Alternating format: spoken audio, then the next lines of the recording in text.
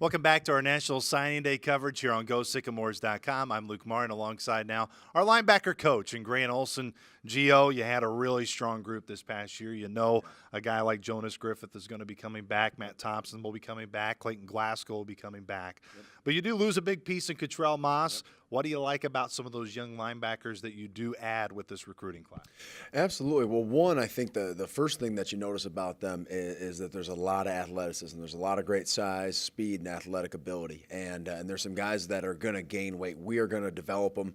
They may be 200 pounds now, but in a year they're going to be 220, 225 with a lot of muscle, and they're going to be really ready to fill those shoes well. You know, in an ideal world, you never have to count on a true freshman, but these guys have the ability to come in and play, and I think we got some ones that are really smart that are going to be able to come in and learn the defense and to be able to contribute right away.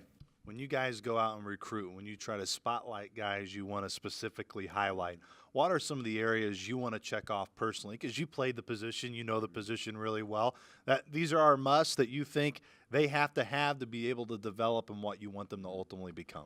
Absolutely. Well, you know, the first thing is we're looking for somebody that absolutely loves the game of football. You know, if a high school coach doesn't sit here and say, you know, hey, he's a bell cow, he's a leader, he's the hardest worker in the weight room, if he doesn't have those sort of things to say about his player, well, then he's probably not going to be much of a fit for us in the linebacker room. You know, that position it needs to have a passion for the game. That's what made Cottrell Moss so successful. The way that he worked, his passion for the game of football, the way that he played. So we're looking for linebackers, and not only, but everybody that has a passion for football. So I think that's the first thing. And then from there, if they've got the size and the athletic ability and just the natural football instincts to play the linebacker position, then they've got a shot to be a Sycamore. You know, we caught up with Coach Wilson and kind of went layer by layer, but let's kind of just start with Tyrone Griffin. What does he bring in terms of, you just look at him and you go, wow, this is a kid that's got a lot of athleticism and could really build into something special? Absolutely. Well, and I don't know what Jonas looked like as a senior in high school, but I imagine it's somewhere along the lines of what Ty is. And Ty's got a lot of length. He's got a great frame. You know, he's going to come and he's going to gain some weight. He's going to develop in the weight room. He's going to keep getting bigger and stronger, and he's going to be a force to reckon with. One thing that I absolutely love about Ty is the chances I've had to sit down and meet with him. He is a sponge. He wants to learn. Everything I said, he wrote it down. I mean, he's already got half the playbook written up on his own in his own little notebook. He wants to be great, and that's the first key. And he's going to work himself into a great player at some capacity.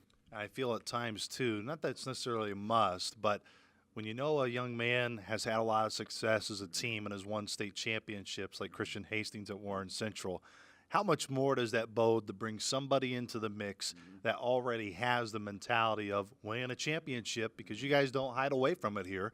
That's the goal. That's what you guys want to do. Absolutely. Well, it just helps that he already knows how to watch film. He knows how to prepare. He knows what it's like playing in big-time football games against the best competition that he could possibly be going against at the moment, and he's having a lot of success doing it. So he already has a lot of those intangibles, and a lot of that comes from experience. So he's going to come in with an advantage over, you know, our class compared to other classes in the country, because we're getting a great player from a great program, and he's going to add so much in terms of off-the-field things that is going to be leadership and development for the entire class. Another guy that just looks in terms of physicality and body and being able to build, Deion Pettiford's going to be another great addition for Yes, absolutely. Well, the last Cottrell was a great wrestler back in high school. So our last Mike linebacker, which Deion's going to come in and play, was a wrestler. And Deion's a really good wrestler. He just won a wrestling tournament. He's got a great frame. He's got broad shoulders, and he's going to come in and gain some weight. Right now he's cutting for wrestling, but just a tackling machine, and that's what he's going to come in and do for us.